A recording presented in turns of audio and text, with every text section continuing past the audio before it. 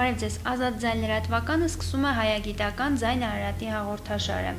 Այսօր խոսելու ենք Վանի թագավորության մասին։ Վանի թագավորությունը հայ մարդու համար դա մի փառահեղ շրջան էր, որը տևել է Քրիստոսից առաջ 13-րդ դարից մինչև Քրիստոսից առաջ 7-րդ դարը։ Վանը ռազմական պետություն էր, երկրի ներսում զարգացած էր մշակույթը, շինարարությունը, արվեստը, կրոնը։ Հենց այս ամենի մասին այսօր խոսելու ենք Ուրարտագետ Սարգիս Այվազյանի հետ։ Բարև ձեզ, պարոն Այվազյան։ Ես արդեն իսկ նշեցի, որ խոսելու ենք Վանի թագավորության մասին, դուք խոր ուսումնասիրություններ ունեք Վանի թագավորության հետ կապված, եւ անմիջապես անցնեմ հարցին, հենց սկսենք Վանի թագավորության ժամանակագրությունից եւ ումից էր ժառանգել Վանի թագավորությունը, ովքեր էին նրա ժառանգորդները։ Առաջին հիշատակումները ակադական աղբյուրներում հայտնվեցին եւ հիշատակվում են որպես նաիրյան թագավորություններ կամ նայիրի երկիր կամ նայիրյան երկրներ, հետագայում ավելի ուշ շրջանում 10-րդ դարից սկսած արդեն հիշատակվում է որպես Ուրարտու, որը ի տարբերության նայիրյան երկրների կենտրոնացված պետություն էր, ճիշտ նշեցիք դուք, որ ռազմականացված էր, այսինքն եւ դա ստիպողական էր, նրանք լինելով Ասորստանին հարևան այլ ելք չունեին, քան լինել ուժեղ։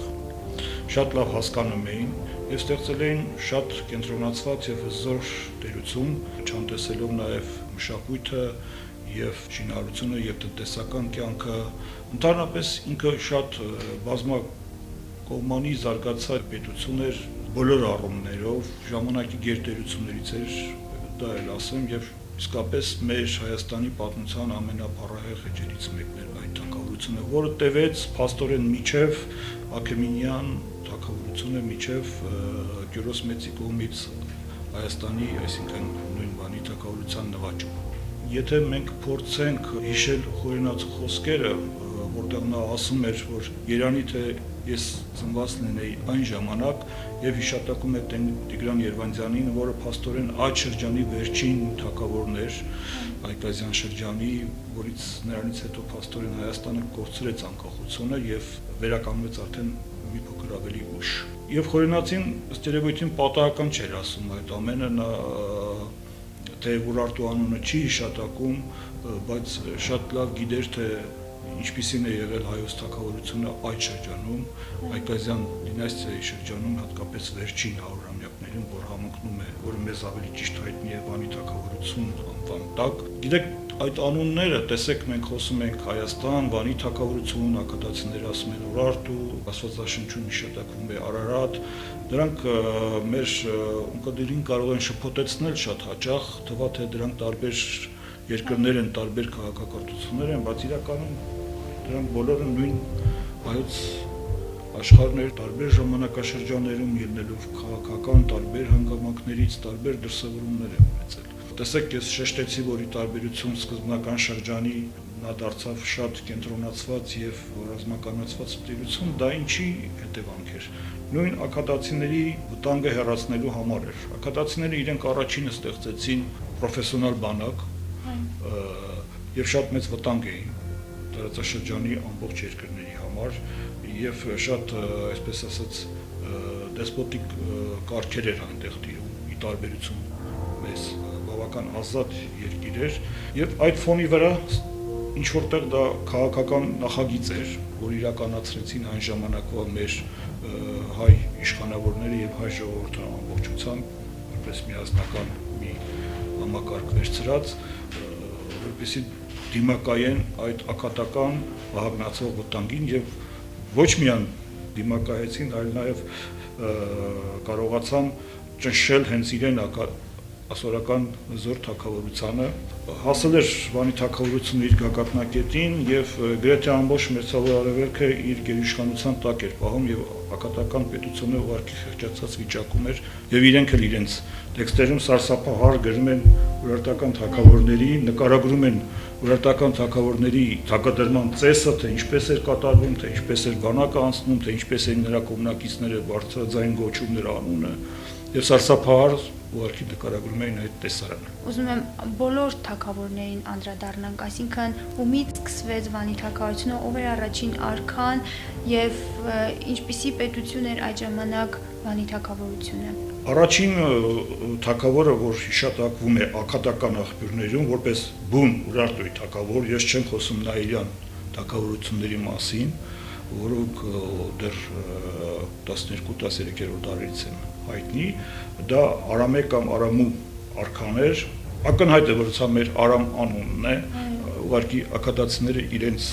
լեզվին հատուկ առոգանությամբ են դա գրել եւ արտասանել։ Բուն ուրարտական արձանագրությունների հիշատակվող դա արդեն Զարդուր առաջինն էր կամ բոլորիս հայտնի ավելի շատ Զարդուր առաջինը, ով թողեց առաջին արդեն ինքնուրույն արձանագրությունները, բայց դեռ գրվում էին ակադական գրով։ Գիտեք, այն ժամանակվա մի տեսակ այսօրվա անգլերենի նման էր, այսինքն դա համարվում էր միջազգային լեզու, այսինքն փոխհարաբերությունների լեզու, բայց նրա հաջորդը արդեն Իսպույնի առաջինը կատարեց ռեֆորմ եւ նույն գիրը օգտագործելով ակադական, բայց գրվեց արդեն մեր լեզվով, որը մեզ շատ հայտնի է արդեն Ուրարտու անվան տակ։ Եվ դրանից հետո արդեն հիմնականում գործածվում էր բնիկ լեզու։ Շատ հազվադեպ էր, որ օգտագործվում էր ակադերենը։ Եթե կարդաք ուրարտական արձանագրությունները, թագավորները մի կողմից գովաբանում են իրենց արած գործերը, բայց մյուս կողմից իրենք շատ համեստ են իրենց պահում եւ ամենտեղ նշում են, որ դրանք իրանք այդ բոլոր գործերը իրենք կատարել են աստվածների հրամանով եւ աստվածների օժանդակությամբ եւ օրհնությամբ եւ առանց նրա ոչինչ չէին հաջողացնի։ Հիմնականում հիշատակվում էր մեկ աստված, Հալդի աստվածը, սա իմիջիալոց մոնոթեիստական կրոնի շատ մոտիկ էր, այսինքն ճիշտ է, որ Ուրարտուին բազա աստվածներ էին, բայց գլխավոր աստվածը այնպեսի գերակշռող դեր ուներ այդ ամբողջի մեջ, ամբողջ դիցարանի մեջ, որ տպավորություն է ստեղծում, որ այնտեղ եղել է մեկ աստծո պաշտպան։ Եթե մենակ հիշատակենք Մինոյի ջրանցքը, որը մինչև այսօր օգտագործվում է, նա ժամանակի խոշորագույն կառույցներ է եղել, մոտ 90 կիլոմետր երկարություն է ունեցել եւ մինչեւ հիմա պահպանված է եւ օգտագործվում է եւ անցկացվել է դա լեռնային տարածքով։ Շատ տեղերում ժայռերը ուղարկի ծակվել են, թունելներ են փորվել եւ ջուրը մեջով անցկացվել է։ Իսկ շատ տեղեր կամուրջներ է կառուցվել ձորերի վրա, որպեսզի ջուրը վերևով հոսվի։ Բոլոր այդ տեղերում, որտեղ ժայռը փորվել է եւ թունելով անցկացվել է ջուրը, ճակատին երկու կողմից լեռը հարթվել է եւ թողնել է արձանագրություններ, որոնք մինչեւ հիմա կան։ Մենք խոսեցինք ռազմատենչության մասին, ասացինք, որ ռազմականացված պետություններ, ես ասացի, թե ինչ հաջողություններ էին հասնում նրանք ասորստանյան թագավորության դեմ պայքարում, բայց գրեթե բոլոր արձանագրություններում ուրարտական ռազմական գործողություններին հաջորդում է շինարարական գործողությունները, այսինքն նրանք ոչ միայն պատերազմներ էին մղում, պատերազմների միջալոց մղում էին ոչ թե միայն դրսի թշնամիի դեմ, այլ նաև բոլոր այդ իշխանների դեմ, ովքեր այս կամ այն կերպ փորձում էին խուսափել այդ ընդհանուր պետության, այսպես ասած, միասնական խմբից դուրս գալ։ Եվ դա էլ պատահական չէ, հարավային նահանգներում նման երևույթներ չկային։ Հիմնականում հյուսիսի եւ արևմտյան նահանգներում էին նման ապստամբություններ եւ անհնազանդություններ լինում կենտրոնական պետության դեմ։ Դա ինչով է պայմանավորված, որ հիմնական վտանգը գալիս էր հարավից, դա Ասորստանն էր։ Եվ այնտեղի իշխանները շատ լավ հասկանում էին, թե ինչ է նշանակում ունենալ կենտրոնացված եւ հզոր պետություն։ Եվ իրենք կամավոր պատրաստ էին իրենց լումաններ դնել այդ պետության հզորության մեջ։ Ինչը չեք ասի հյուսիսային եւ արևմտյան նահանգների մասին, ովքեր իրենց համեմատաբար ավելի ապահով էին զգում եւ թույլ էին տալիս նման անհնազանդություններ, այսպես ասենք, աստամբություններ չասենք։ Եվ հետաքրքիրը այստեղ ինչ է, որ ուրարտական թագավորները ճնշելով այդ ապստամբությունները մեծամասամբ ներում էին, տեղի իշխաններից նորից թողնում էին իրենց այդ գահին եւ զուգահեռաբար կառուցում էին տաճարներ, կառուցում էին ջրանցքներ, տնկում էին այգիներ, հսկայածավալ անցկացնում էին ռոռոկման համակարգ, ամրոցներ էին հիմնում, քաղաքներ էին հիմնում եւ եթե նայեք Ուրարտուն դա շինարարության մի այսպես ծաղկուն շրջան էր եւ 3-400 տարի Հայաստանում գրեթե կանգ չէր առնում շինարարական աշխատանքները։ Նույն Երևանում տեսեք մենք գիտենք Կարմիր Բլուրը, մենք գիտենք Էրեբունին, մենք գիտենք Դալմայի այգիները, որտեղ միջև հիմա կան դեր ուրարտական շրջանի ջրանցքներ եւ օգտագործվում են։ Կամ բոլորիս հայտնի Թոխմախ գյոլը, որը կառուցել են նույն Ուրարտական շրջանում։ Հետագայում միջնադարում դա վերանորոգվել է, բայց կառուցվել է Ուրարտական շրջանում։ Տեսեք, ինչքան շինարարական աշխատանքներ են կատարվել մի փոքր տարածք։ Նշեցի, որ Արգիստ առաջինի եւ Զարդուր երկրորդի ժամանակաշրջանում էր, որ Վանի թագավորությունը հասավ իր հզորության գագաթնակետին, բայց դա չի նշանակում, որ մյուս թագավորները եղել են խեղճ եւ թույլ, բոլորովին։ Ամբողջ այդ շրջանը դա հերոսական մի շրջան էր եւ այդ գոռոզությունը ակադացիների գալիս էր նաեւ անզորությունից։ Նրանք ոչինչ չէին կարողանում անել Ուրարտուի դեմ եւ ինչ որտեղ սարսափից ելնելով նաեւ ստիպված էին ամեն մի փոքր հաջողությունը, որ նրանք ունենում էին, ուռճեցնել եւ ցույց տալ, թե տեսեք, այսպեսի բան արեցինք։ Իրականում ոչինչ չէին կարողանում անել, ասել, որ երկու կողմերն էլ այսպես ցկտում էին անպայման պատերազմել, մեկը մյուսի դեմ, դա էլ սխալ է։ Պատահական չէ, որ Ուրարտուի եւ Ասորստանի սահմանին կային բուֆերային պետություններ, որոնք չեզոք դիրք էին գրավում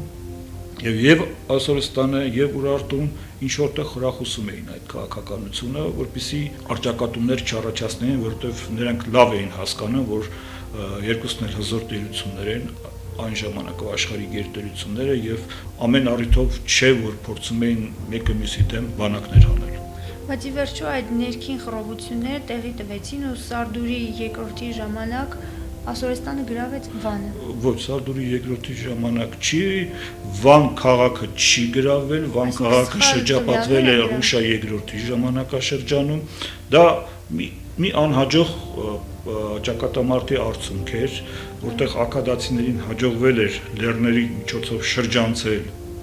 եւ մտնել Ուրարտական բանակի թիկունք եւ ընտեղից անկնկալ հարձակում իրականացնել։ Ուրարտական բանակը շատ մեծ կորուստներ էր ունեցել, բայց դա բոլորովին չի նշանակում, որ Վանը ծնկի էր բերվել։ Դրանից հետո ակադական բանակը, մասսորական բանակը հասավ Տոսպ կամ Վան, բայց չկարողացավ գրավել եւ ստիպված եղավ լքել, երբ որ վերախմբավորումից հետո մեր հայկական ուրարտական ուրեմն ուժերը սկսեցին նորից ճնշել իրենց։ Դա է ընդամենը եղել նրանց ամենագագաթնակետը, որ հասել են։ Ի հակադրություն դրան գիտեք, որ վերջի վերջով Ասորստանը կործանվեց հիմնականում մարական ուժերի միջոցով, բայց նաև հենց հայկական ուժերի օժանդակությամբ։ Կյանքը ցույց տվեց, որ մենք ավելի, այսպես ասած, խելամիտ եւ ավելի ամուր դուրս եկանք։ Մի փոքր էլ այդ մասին միգուցե մանրամասնեք, ինչպես կործանվեց Ասորստանը եւ Վանի թագավորությունը ինչ ուժեր գործադրեց դրա համար։ Ասորստանն էր եւ Ուրարտուն եւ պատերազմ էին մեկը մյուսի դեմ, դրանք, այսպես ասած, կենտրոնական պետություններն էին, որոնց շուրջը խմբավորված էր մի ամբողջ, այսպես ասած, դաշինք ռազմաքաղաքական։ Ուրարտուն ուներ իր դաշնակիցները, նրանք ունեին իր դաշնակիցները եւ գնում էր նաեւ քաղաքականություն, դիվանագիտական պայքար այս կամ այն տերությանը իրենց կողմը ներգրավելու եւ թշնամուն ավելի վատ վիճակում դնելու։ Շատ հաճախ եւ Ուրարտուն եւ Ասորստանը գերատասում էին մեկը մյուսի դեմ պատերազմել երրորդ երկրների ձեռքով։ Իրենք, այսպես ասած, հեռու մնալով անմիջական պատերազմական գործողություններից։ Եվ ինչ որտեղ նաեւ այդպես ստացվեց, որ հենց մարերի անմիջական մասնակցությամբ եւ գլխավոր հարվածը իրենք հասցրեցին Ասորստանին եւ Ասորստանը կործանվեց։ Դա նաև Ուրարտուի հաջողությունն էր, որովհետև ասացի, որ Ուրարտուն անընդհատ ձգտել է ոչ միայն իր միջոցներով, այլ նաև շրջապատի երկրների ժողովուրդների միջոցով տրամադրել Ասորստանի դեմ եւ կործանել Ասորստանը։ Խոսենք նաև լեզվի մասին, որ Իշպունի ժամանակ արդեն ամբողջությամբ ձևավորվել էր, չէ՞ լեզուն։ Լեզուն իրականում միշտ է եղել, մարդադեր նախնադարից խոսել է եւ եղել է, խոսքը գնում էր գրի, այսինքն ստեղծել ինչպես 5-րդ դարում Մաշտոցը ստեղծեր մեր ներկայիս Այբուբենը եւ դրանից հետո սկսեց ծաղկել գիրն ու գրականությունը, նմանատիպ մի ժամանակաշրջան էլ մենք ունեցել ենք ձեր հիշատակված Իսպուրինի թագավորի ժամանակաշրջանից սկսած, երբ որ նա էլ տարբերություն իհարկե Մաշտոցի ոչ թե ստեղծեցին սեփական գիրը, այլ ուղղակի վերցրեցին ակատական գիրը, ձևափոխեցին, շատ քիչ, պետք է ասել, ուղղակի պարզեցրեցին, այնտեղ շատ խրթին էր ասորական գիրը, իրենք մի փոքր պարզեցրեցին, ավելի նվազ թվով նշանները վերցրեցին, ասենք 600 նշանի փոխարեն սկսեցին օգտագործել 200-ը, մոտ 250-ը։ Լեզուն իհարկե կար։ Քանի կան ժողովուրդները կան լեզուն, որովհետև համր ժողովուրդներ չեն։ Դուք ապացուցում եք, այսինքն վերում եք այն տեսակետը, որ ուրարտերենը նույն հայերենն է։ Խոսենք այդ սեպագիր արձանագրությունների մասին եւ դուք ինչպես եք ընթերցում այդ արձանագրությունները։ Նախ մի փոքր անդրադառնամ այդ արձանագրությունների վերցմանը։ Դա ինչպես տեղի ունեցավ։ Բուն արձանագրությունները միշտ են հայտնի եղել, դեռ Խորենացին գիտեք, որ հիշատակում է դրանց մասին, վերագրելով Շամիրամին, իհարկե 19-րդ դարում, երբ որ եվրոպական գիտությունը, արևմտյան գիտությունը սկսեց հետաքրքրվել մերձավոր արևելյան այդ քաղաքակրթություններով, հետաքրքրեցին նաև մեր այդ Վանի թագավորության սեպագիր արձանագրություններին, որոնք Վանի ժայռերի վերագրված են, բոլորը տեսնում էին եւ բոլորին հայտնի էր։ Բայց հետագայում դա վերցանել չէր հաջողվում եւ միայն այն բանից հետո, երբ որ վերցանվեցին ակադական արձանագրությունները, բուն ակադական արձանագրությունները Բեհեստոնյան գրի միջոցով, ավելի ճիշտ սկզբից վերցանվեցին պարսկականը եւ նրան զուգահեռ գրված ակադականը։ Դրանից հետո միանգամից հասկացան, որ սա գրված է նույն գրով եւ հեշտությամբ սկսեցին ընթերցել։ Ընթերցեցին, բայց բան չհասկացան, որովհետեւ դա ակադերեն չէր գրած, բացի մի քանիսից։ Մի քանի փոքր արձանագրություններից, մնացածը գրված էր այլ լեզու։ Այստեղ էր որ սկսեց այդ բանավեճը, թե սա ինչ լեզու է։ Էլ տարածաշրջանում ինչքան ազգ կար, բոլորի գրեթե վերագրեցին այդ արձանագրությունները։ Կովկասյան, վրացական, սեմական, հայկական, ընդորում գերմանացիներն էին, օրինակ Մորտմանը փորձեց դրանք կարդալ հայերենով, ոչ այնքան հաջող, մերոնցից Սանդալջյանը դա կարդաց բավականաչափ հաջող, չնայած կար նաև թերություններ, այդ վեճը գնաց եւ ի վերջո ձևավորվեց այսպիսի մի տեսակետ, որ դա ինքնուրույն ինչ որ լեզու է, ոչ մի լեզվա ընտանիքի չպատկանող, հետագայում նմանատիպ վիճակում գտնվող Միտանիայի թագավորության, այսպես ասած, լեզուն, որ խուրերեն է կոչվում, միավորեցին իրար, ասացին խուրը ուրարտական լեզվա ընտանիք է։ Եւ այդ տեսակետն էր տիրապետող գրեթե ամբողջ 20-րդ դարում, բայց մեզ մոտ բոլորը չէին որ համաձայն էին, ասենք Ղափանցյանը ուներ իր յուրօրինակ կարծիքը,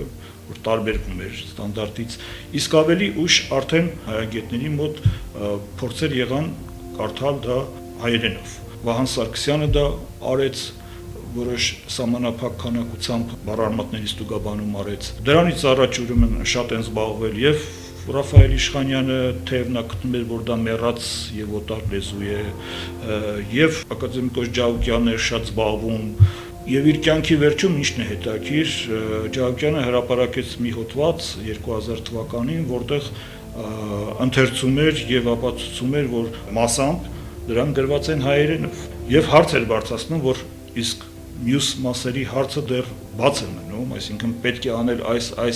աշխատանքները, որպեսզի կարողանանք վերջնական ստուգաբանել եւ բարձել վերջիվերջով դա ինչ լեզու է։ Ինչպես եք դուք բացում ուրարտերեն, ինչպես եք հայերեն կարդում։ Այսպեսի մի հարց կա, ինձ շատ են տալիս, ասում են, հասկանում ենք 1000 տարի է անցել, ասենք Գրապարյան շրջանի մեր ուրեմն հայտնի տեքստերից եւ ուրարտական շրջանի տեքստերից 1300 տարի։ Թեև լեզուն կենթանի լեզուները բոլորը փոխվում են, ինչպես ասենք գրափարը դառավ միջին հայերեն, հետո արդի հայերեն կամ արմենտահայերեն, արևելահայերեն իր բարբառներով, բայց այդքան չէր կարող փոխվել, որ դառնար անճանաչելի։ Սեպագիր արձանագրությունները դրանք մեզ հայտնի այբուբեններ չեն, ասենք Մաշտոցյան այբուբեն չեն, որտեղ ամեն հնչյուն ունի իր նշանը, կամ լատինական այբուբեն չեն, կամ հունական այբուբեն չեն։ Դրանք շատ բարդ եւ ոչ միարժեք համակարգ է։ Դա է պատճառը, որ շատ հաճախ պատահական ընտրված ընթերցումները առաջի հայացքից թողնում են ոչ հայերեն տպավորություն։ Ուրարտական արձանագրություններում կա տրադիցիոն ընթերցվող խուտու բառարմատը, որ նշանակում է բախտ, եւ կա խուտուն Աստվածը, որ բախտի Աստվածն է։ Շատ կարևորագույն աստվածներից է, որովհետեւ 4-րդն է իր դիրքով, երաստվածներից հետո։ Բայց երբ որ նայում ենք նույն ակադական սեպագրերի աղյուսակներում, տեսնում ենք, որ այդ նշանը, որ մենք ընթերցում ենք, ունի 2-3 տարբերակ, ունի հուն ընթերցումը, ունի բակ ընթերցումը եւ ունի բախ ընթերցումը։ Եվ մենք ազատ ենք ընտրել դրանցից մեկը, այսինքն տրադիցիոն ընթերցումը կատարել է ուղղակի պատահական սկզբունքով, վերցրել են դրանցից մեկը եւ դրել են։ Երբ որ ես ասացի պարզեցրել են, դա չի նշանակում, որ այն աստիճան են պարզեցրել, որ ակադականից թողել են ընդամենը մեկ ընթերցում։ Այդպես չի։ Մենք նույն հաջողության կարող ենք վերցնել երկրորդը եւ երրորդը։ Եվ հենց դնում ենք երկրորդը կամ երրորդը, ստանում են բախտու։ իսկ բախտում դա մեր բախտն է։ Ինքը ակատական համակարգը գրային հնարավորություն ունի տարբերակելու 22-23 հնչյուն, ավել չի կարող։ Եթե օրինակ համեմատենք մեր այսօրվա կամ Մաշտոցյան Այբուբենի հետ 36-37 հնչյունների մասին է այնտեղ խոսքը գնում։ Եթե ենթադրենք, որ ուրարտական շրջանը մոտարապես նույն կարգի պետք է լիներ, հայերենում հնչյունների քանակը, կարող էր ավել լինել, պակաս լինել, բայց կարգը դժվար թե փոխվեր։ Պարզ է դառնում, որ մոտարապես կեսը հնարավորություն չունեին գրելու։ Ինչ էին անում։ Անում էին այնպես, ինչպես ասենք մենք ենք այսօր անում, նույն նշանը օգտագործում են մի քանի հնչյուն արտահայտելու համար։ Երբ որ սա հաշվի ենք առնում, ասենք օրինակ ալ զենե փու լու սե դառնում է արձանը փորոց, որը իմիջիալոց նշանակում է վիմափոր արձանագրություն։ Հիմա համեմատեք վիմափոր եւ արձանագրություն եւ փորոց արձեն է կամ արձեն է փորոց։ Ճանաչելի է։ Փոփոխություն եղել է, իհարկե եղել է, իսկ ինչ է գրափայրան տեքստերը այսօրվա տեքստերից չեն տարբերվում են։ Վերջին հարցին անդրադառնամ, խոսենք կրոնի մասին, ովքեր են աստվածները, ում էին պաշտում, եւ այդ սուրբ երրորդության մասին էլ խոսենք, Խալդի, Շիվինի, Թեշիբա։ Այդ տեսեք, դուք հիմա ասացիք ավանդական ընթերցումը բերեցիք։ Ես Խալդին կընթերցեի Հալդի, ինչի համար, որովհետև նախ հ-ի համար առանցին նշան չկար եւ խալը կարող ես ընթերցել նաեւ հալ, եւ երկրորդը այդ խալը գրված է նաեւ ալդի ձևով, ինչը նշանակում է, որ այնտեղ եղել է թույլ հնչյուն, այսինքն հ։ Շիվինի կամ շիվին, գիտեք, այդ շեյրը դեռ ակադական շրջանում բոլորը արդեն ս էին արտասանվում։ Եվ դրա հետևանքով իրականում մենք պետք է ասենք ոչ թե շիվին, այլ սիվին կամ ավելի ճիշտ սիուն։ Շիվինը դա արևի աստվածներ։ Իրականում առաջի բոլոր 3 աստվածներն էլ արևի աստվածներ էին։ Նրա տարբեր, այսպես ասած, ապոստասներ։ Սյուն բառը հայերենում նշանակում է ուղղակի սյուն, եւ մտածում ենք, թե սյունը ինչ կապ ունի արևի հետ, բայց իրականում հնում սյունը միշտ կապվել է լույսի շողքի հետ եւ լույսի այդ շողի հետ։ Եգիպտական բոլոր այդ մեծ հայտնի սյունները, որ ամենտեղ դրված են այսօր աշխարհում, դրանք բոլորը նվիրված են Ռա Աստծո, արևի Ռա Աստծոն եւ նրա այդ արևային լույսի կերպարն է։ Դա հայտնի փաստ է։ Ռա Աստծո հիերոգլիֆը գրելուց միշտ նրանից առաջ դնում էին սյուն, նկարում էին սյուն, որպես նրա անբաժանելի որոշիչ նշան, որ այս սյուն ենք դնում, որ սա ռան է։ Ռան ինքը այսպես մի կլոր օղակ էր մեջտեղը կետ, իսկ դիմաստան նկարում էին սյուն։ Եվ այստեղից պարզ է դառնում, թե սյուն բառը ինչ կապ ունի արևի հետ։ Իսկ Հալդին կամ ինչպես դուք ասացիք Խալդին, դա նորից արևի աստվածն էր, որովհետև դա Միհերն էր, մեր սասնածռերից հայտնի Մահերը, որը արևի աստվածն էր, Միհերը արևի աստվածն էր, եւ Միհերը Հունաստանում հետագայում Հռոմում նույնականացվեց Հելոսի հետ։ Սոուլ արմատը, որից ունենք սոլյար, սոնցը, ռուսերեն, լատիներեն, հայերենում նույնպես պիտի դառնար հ, այսինքն պիտի լիներ հել կամ հալ, նման մի բան, այսինքն հալդի դա նշանակում է, իսկ դին գիտեք, որ նշանակում է դիքի, արմատն է, աստված է նշանակում, եւ հալդի ուղղակի նշանակել է արևի աստված, այն ինչ որ մենք այսօր ունենք, մենք բոլորս գիտենք, որ մենք արևապաշտ ժողովուրդ ենք եւ միջև հիմա երթվելուց միշտ արևով ենք երթվում, եւ դա պատահական չէ։ Ուրարտական դիցարանը ամբողջությամբ կապված է սասնածռերի հետ։ Իսկ սասնածռերը գիտեք, որ էլի մեր հարավային նահանգներում էին։ Ենթադրենք մեր նախաքրիստոնեական շրջանի այս աստվածները Արամաստ, ուրեմն Անահիտ, Վահագն, Միհեր, դրանք արևմտյան Հայաստանի արևմտյան նահանգներում պաշտվող աստվածներ էին, դրանց կենտրոնները այնտեղ էր, եւ այնտեղ գլխավոր աստվածը ամպրոպային Արամազն էր։ Իսկ հարավային կրոնական կենտրոններում գլխավոր աստվածը Արևն էր։ Իսկ ամպրոպի աստվածը երկրորդն էր, ինչպես ասացիք, Թեշուբան պետք է ընթերցել Տեսեվա, որը իմիջիալոց հնարավոր բացատրություններից մեկը այն է, որ նշանակել է սև սպիտակ, սևան, սև հասկանալի է, իսկ տեն դա հայերեն տիվ, տեյ բառն է, որ նշանակում է լույս, սպիտակ, եղել է խավարի եւ լույսի համադրում։ Դա նույնպես արևային կերպար է։ Հնուց հայտնի է, որ արևը դուրս էր գալի եւ հետո մայր էր մտնում։ Մայր մտնելով հասկացել են ոչ թե մեր մայր բառի հետ կապ ունի, այլ մարել, մեռնել բառի հետ կապ ունի, այսինքն ամեն օր արևը ծնվում էր, նորից մեռնում էր։ Գալիս էր սպիտակի թագավորություն, հետո խավարի թագավորություն։ Սիրելիներս, մենք այսօր խոսեցինք Վանի թագավորության մասին, ընդհանուր ներկայացրինք ինչպիսի պետություն էր Վանը եւ ովքեր էին թագավորները, որ ռազմական երկիր էր, այս բոլոր հարցերի մասին դուք արդեն իսկ լսեցիք, քննարկվեց այս ամենը Ուրարտագետ Սարգիս Այվազյանի հետ եւ այսօր այսքանը, հաջողություն, կհանդիպենք։